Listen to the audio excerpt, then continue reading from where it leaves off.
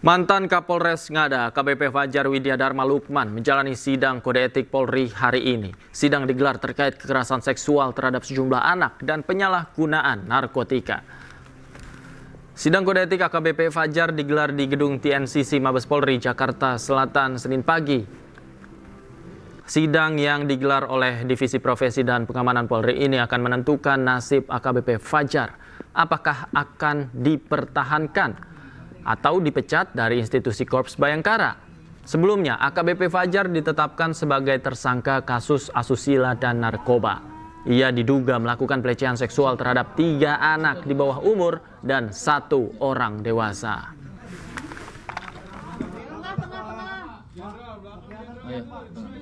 Yang sini berarti. Dan untuk mengetahui informasi terkait jalannya sidang kode etik Kapolres Ngada, kita sudah terhubung dengan rekan kami Henry Aprila di gedung TNCC Mabes Polri, Jakarta. Selamat malam Henry, apakah sidang kode etik masih berlangsung? Ya, baik Davi dan juga pemirsa, selamat malam. Untuk saat ini memang sidang masih berlangsung. Mengingat kami awak media masih menunggu di depan dari gedung TNCC sendiri. Kalau kita sampaikan kembali Davi, ini sidang memang berlangsung sejak pagi hari sampai dengan malam hari ini.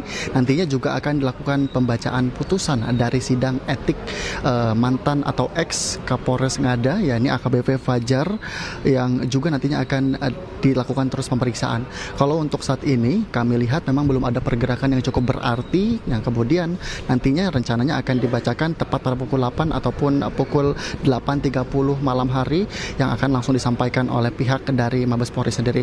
Nah, kemudian juga Davi dan juga pemirsa, mengingat tadi juga kami sempat mendapatkan informasi resmi dari komisioner Kompolnas, yakni Muhammad Khairul Anam, yang menyampaikan untuk kasus ini sendiri dalam pemeriksaan ataupun sidang etik yang dilakukan di Mabes Polri, tepatnya di gedung TNCC sendiri ini, terus digali apakah nama hotelnya apa, kemudian juga apakah ada indikasi korban baru ataupun akan ada tersangka baru dalam kaitan kasus yang melibat dari AKBP Fajar sendiri. Karena mengingat jika kita ulas kembali Davi dan juga pemirsa, bahwa memang kasus ini AKBP Fajar melakukan tindakan seksual, tindakan yang tidak senonoh ataupun yang dilakukan oleh 3 bocah ataupun 3 anak, yang diantaranya adalah anak yang berusia 3 tahun, maksud kami 6 tahun, kemudian anak yang berusia 13 tahun, bahkan juga anak yang berusia 16 tahun.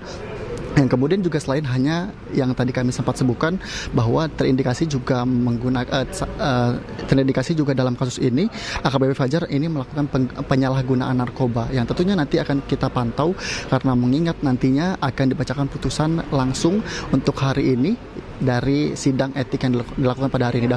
Davi. Baik, terima kasih Henry Aprila melaporkan langsung dari gedung TNCC Mabes Polri. Selamat bertugas kembali. Sebelumnya, mantan Kapolres Ngada ditetapkan menjadi tersangka kasus kekerasan seksual. Ironisnya, dari 4 korban, 3 diantaranya di bawah umur.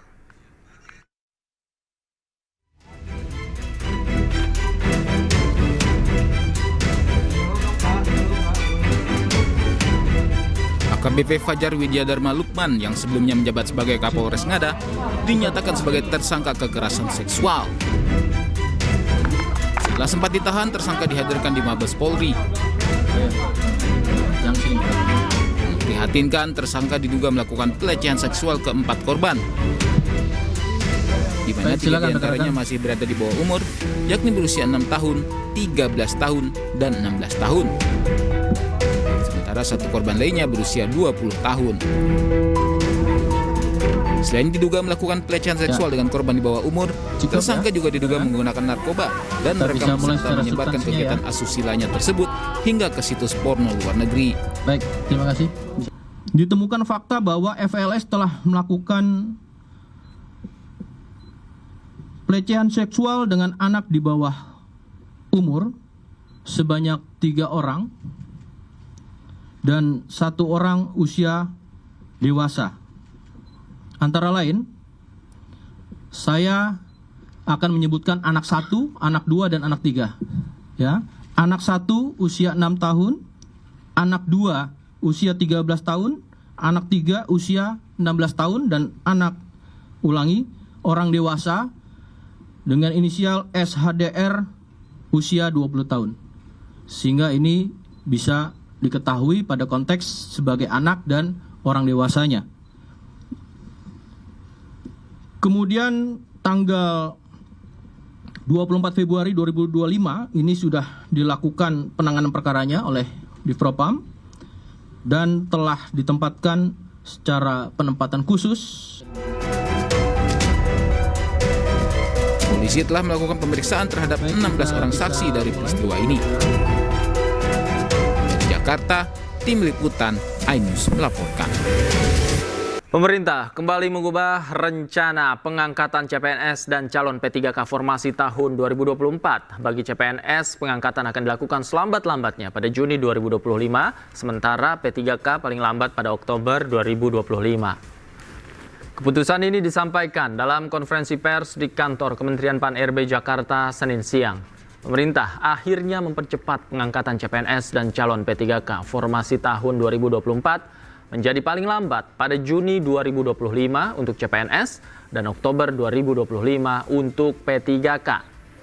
Langkah ini diambil setelah sebelumnya publik memprotes kebijakan pemerintah yang menunda pengangkatan CPNS 2024 menjadi Oktober 2025 untuk CPNS dan Maret 2026 untuk calon P3K.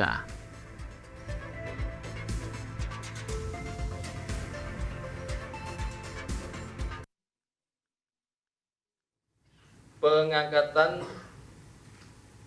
CASN dipercepat, yaitu untuk CPNS diselesaikan paling lambat pada bulan Juni tahun 2025.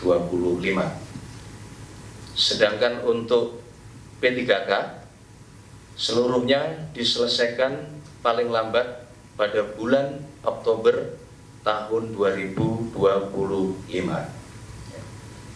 Penyelesaian pengangkatan ini agar ditindaklanjuti dan dilakukan sesuai dengan kesiapan masing-masing kementerian, masing-masing lembaga maupun masing-masing pemerintah daerah dan instansi terkait.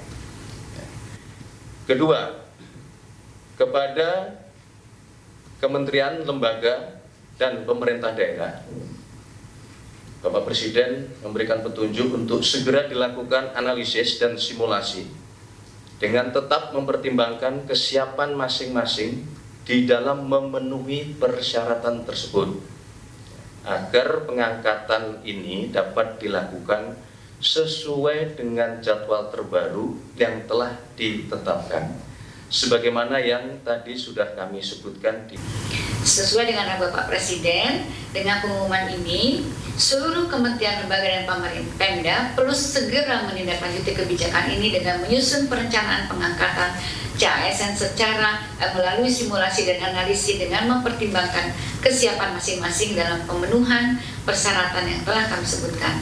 Kemudian segera melaporkan kesiapan ini agar difasilitasi oleh BKN agar pengangkatan ini dapat dilakukan paling lambat sesuai jadwal yang ditentukan sebagaimana yang saya sebutkan tadi.